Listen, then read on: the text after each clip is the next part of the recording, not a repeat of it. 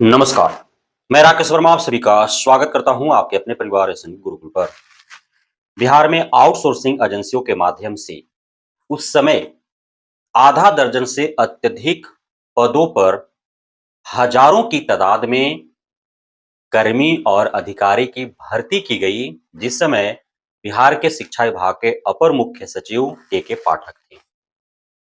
जब भर्ती हुई तब अलग-अलग पदों के लिए अभ्यर्थियों का रेट फिक्स था कि आप यदि आईसीटी इंस्ट्रक्टर बनना चाहते हैं, तो आपको 1 से 1.5 लाख रुपए देना पड़ेगा। आप यदि बीपीएम बनते हैं, तो आपको 2 से 2.5 लाख रुपया देना पड़ेगा और यदि आप बीपीएम बनते हैं, तो 3 लाख से भी अत्यधिक आपको देना पड़ेगा। उसी प्रकार से आप बीआरपी बनना है, तो भी 2 लाख, 2.5 लाख, 3-3 लाख रुपए डिमांड किए गए।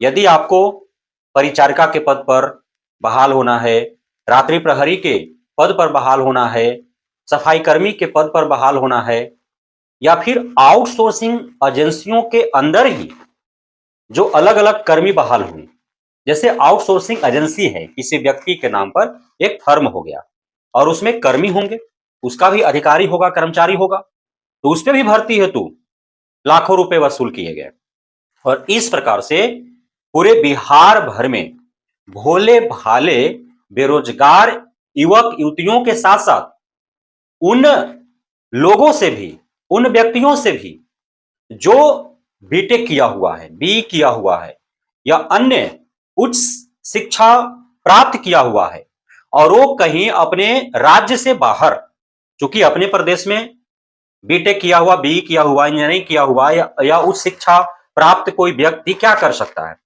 यहां कोई उद्योग धंधे तो है नहीं, तो लाजमी सी बात है उसे अपने प्रदेश बिहार से बाहर जाकर के अपने घर परिवार से दूर रह करके और नौकरी करना पड़ रहा था और वो भी अच्छे पैकेजेस थे। एक हमारे सज्जन बंधु ने कमेंट में लिखा है कि 9 लाख रुपए प्रति वर्ष उनका पैकेज था और वे उसे छोड़ करके यहां आकर के उन्होंने डीपीएम या बीपीएम के पद पर वो बहाल हो गए। उसके पीछे 2 रीजन है। पहला रीजन तो उन्होंने बताया कि वो परिवार से दूर थे, तो सोचे थोड़ा कम ही कमाएंगे लेकिन परिवार के साथ रहेंगे और अपना रोजी रोटी यहीं पे कमा लेंगे, अपना परिवार चला लेंगे, भरण पोषण हो जाएगा, अपना जीवन गुजार लेंगे। लेकिन दूसरा जो मन में लालसा सभी को रहा है कि डीपीएम बन रहे हैं, बीपीएम बन रहे हैं, मतलब डीपीएम का मतलब सभी के यहां बैठा हुआ था कि डीओ डीपीओ के बाद का पद डीपीएम है।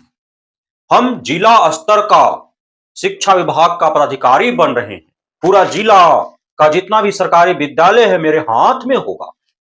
जो बीपीएम बन रहा था उसको यहां बैठा हुआ था कि वह प्रखंड का डीओ के बाद का वो लेवल का पदाधिकारी है, पूरे प्रखंड का जितना विद्यालय है उसके अधीन होगा, उसके हाथों में होगा, वो तो बड़ा पदाधिकारी बन गया। तो उनके जहन में था कि वो अब डीपीएम बीपीएम बन रहा है, मतलब पदाधिकारी बन रहा है।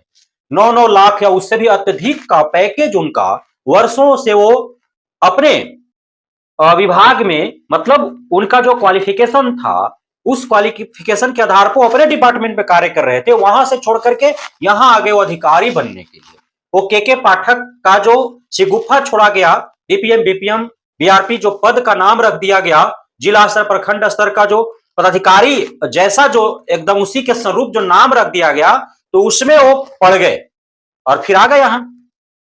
अब एक दूसरा था कि नियोजित शिक्षक, क्योंकि बिहार में जो 1500 रुपए प्रति माह पर शिक्षकों की भर्ती हुई थी आज से 2 दशक पूर्व और आज उनका 45,000 48,000 रुपया वेतन है और वे अस्थायी हो चुके हैं, अब उन्हें राज्यकर्मी का दर्जा भी मिल रहा है।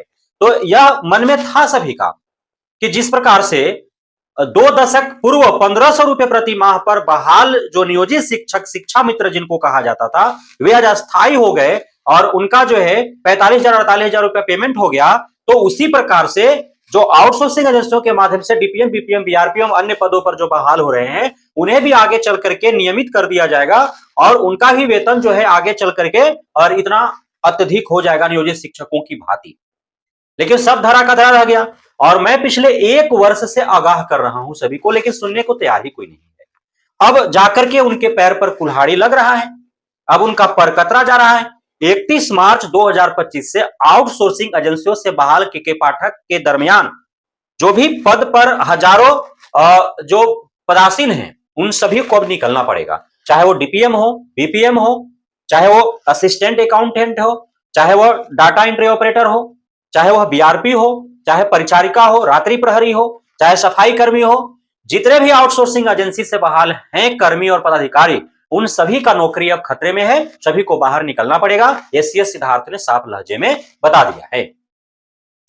अब दूसरा सबसे बड़ा जो सवाल यह है कि 3-3 लाख या उससे भी अत्यधिक रकम देकर के और अपना 9-9 लाख या उससे भी अत्यधिक का पैकेज छोड़ करके यहां आकर के और वे के पाठक के जाल में फंसे, उनका 2 साल बर्बाद हुआ।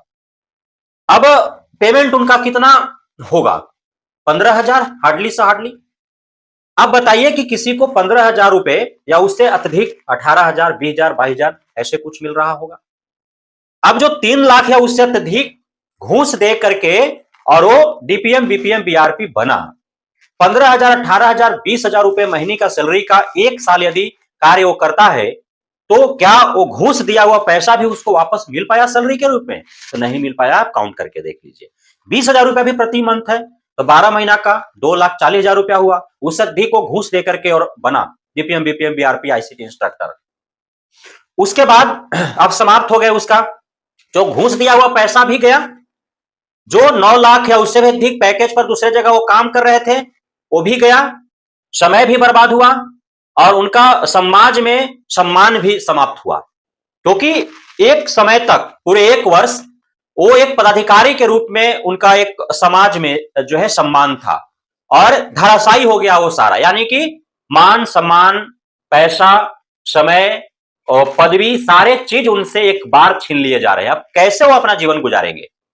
सरकार जो है वो अपना काम निकालने के लिए और बेरोजगारों का इस्तेमाल कर रहा है, युवक युवती जो भोले भाले हैं हमारे प्रदेश के उनका इस्तेमाल कर रहा है। आउटसोर्सिंग एजेंसियों के माध्यम से बहाल करने का आखिर क्या जरूरत है सरकार को? सरकार को यदि कार्य कराने हैं उनके उन कार्यों के लिए उन्हें यदि कर्मी चाहिए तो परमानेंट बहाली करे वे। 1 साल तक इन लोगों का इस्तेमाल किया जाता रहा, इन डीपीएम, बीपीएम, बीआरपी, परिचारिका, रात्रि प्रहरी, सफाई कर्मियों का शोषण होते रहा और सभी इस उम्मीद में काम करते रहे कि उनका वेतन वृद्धि होगा, नियोजित शिक्षकों के भांति उनको अस्थायी कर दिया जाएगा और एकाएक उनको अब लात मार के बाहर कर दिया जा रहा है। वो 2 साल जो उनका बर्बाद हुआ, उनकी जो उम्मीदें टूटे, उनके जो भरोसा खत्म हुए, उनका जो आशा था उस पर निराशा रूपी जो है पानी फिर गया। तो आखिर इन भावनाओं से खिलवाड़ करने का अधिकार किसे कौन दे दिया आखिर बिहार सरकार को, शिक्षा विभाग को, जो 1 साल में पूरे बिहार के सरकारी विद्यालयों के अवस्था को सुदृढ़ करने के लिए आउटसोर्सिंग एजेंसियों के माध्यम से हजारों की तादाद में 3-3 लाख या उससे अधिक घूस ले लेकर के और बहाल किया गया। क्या 1 साल पूर्व की जो अवस्था या स्थिति थी बिहार के सरकारी विद्यालयों का, क्या उसमें बदलाव आ गया? बदलाव आए थोड़ा बहुत कि वहां इंफ्रास्ट्रक्चर की स्थिति थोड़ा बेहतर हुआ, कंस्ट्रक्शन की स्थिति थोड़ा बेहतर हुआ, थोड़ा सा उपस्थिति हो सकता है बढ़ा हो, थोड़ा समय बचता जो है वो शिक्षकों के बीच आया हो, लेकिन पढ़ाई का हालात क्या है? दिन पर दिन बद से बदतर होते जा रहा है। जो भी निर्माण कार्य हुए, मरम्मती का कार्य हुआ, जो भी सामग्रियां उपलब्ध कराए गए पिछले 1 वर्ष के अंतर्गत आउटसोर्सिंग एजेंसियों के माध्यम से, साल 2 साल में सभी समाप्त हो जाएंगे, सभी नष्ट हो जाएंगे, सभी टूट जाएंगे, सभी बर्बाद हो जाएंगे। कोई गुणवत्तापूर्वक कार्य हुआ ही नहीं है। के पाठक ने जितने भी विभागीय अधिकारी पदाधिकारी हैं सबको लुटेरा बना दिया और आउटसोर्सिंग एजेंसियों से बहाल कर जो कर्मी और अधिकारी हैं उन सभी के जीवन में अंधेरा ला दिया। के पाठक ने जो पाप किए हैं बिहार के शिक्षा विभाग के एसीएस बन करके, वो 144 साल बाद वाला जो महाकुंभ लगा है प्रयागराज में, उसमें एकदम त्रिवेणी संगम, जहां गंगा यमुना सरस्वती का संगम है, बीचों बीच भी यदि स्नान कर ले के पाठक तो उनका पाप धुलने वाला नहीं है।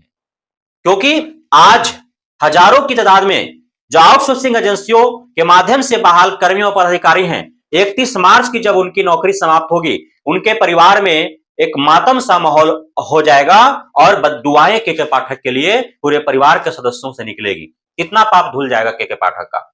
सरकार को गंभीरता पूर्वक इन सारे मुद्दे पर विचार करने चाहिए और किसी के भविष्य के साथ, किसी के भावनाओं के साथ खिलवाड़ न हो, यह सुनिश्चित करना चाहिए। और सरकार को यदि कर्मी अधिकारी की आवश्यकता हो तो अस्थायी रूप से उसे बहाली करनी चाहिए। संविदा पर ही यदि बहाली करे तो लॉन्ग टाइम के लिए बहाली करे, ताकि उनको एक निश्चित राशि प्रत्येक मंथ मिल सके, वो काम करे उसके एवज में। और लंबे समय तक यदि उनसे काम लिया जाता है, लंबे समय तक उनके लिए रोजी रोटी का प्रबंध हो जाता है, तो फिर उनका भरण पोषण हो जाएगा, उनके बीवी बच्चों का, परिवार का, माता पिता का।